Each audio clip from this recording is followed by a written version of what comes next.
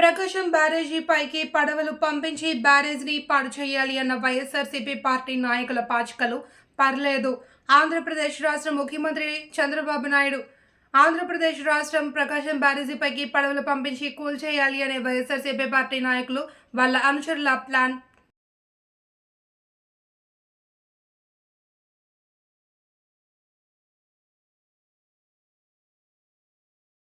ఇనుమేసిన పడవలవి నేరుగా వచ్చి 11,20,000 cusecs of water పోతా ఉంటే అది వచ్చి కొట్టింది.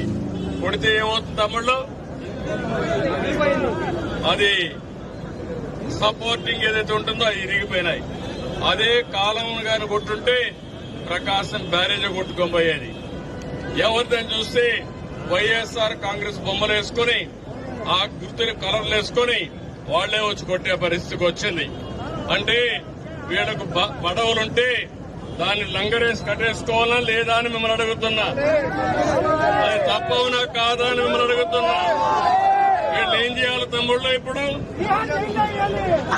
బుడమేరులో గంటలు పెడతారు. ప్రకాశం బ్యారేజీ పైన పడవలు పంపించి ఆ ప్రకాశం బ్యారేజీని కూల్చేయాలని ప్రయత్నం చేస్తారు.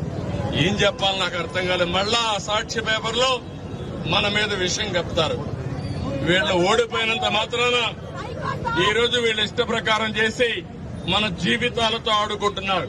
వీలైతే సహాయం చేయడికే వచ్చాడు. మొన్న కూడా వచ్చాడు. ఇక్కడికి వచ్చాడు లేదా? ఒకరికి ఒక ఫుడ్ ప్యాకెట్ ఇచ్చారా?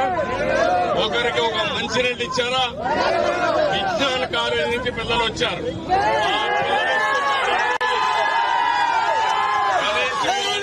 చేశారా? ఒక్క వైఎస్ఆర్ కాంగ్రెస్ వాళ్ళు ఎవరన్నా వచ్చారా ఇక్కడికి? ఎవరికైనా ₹1 సహాయం చేశారా?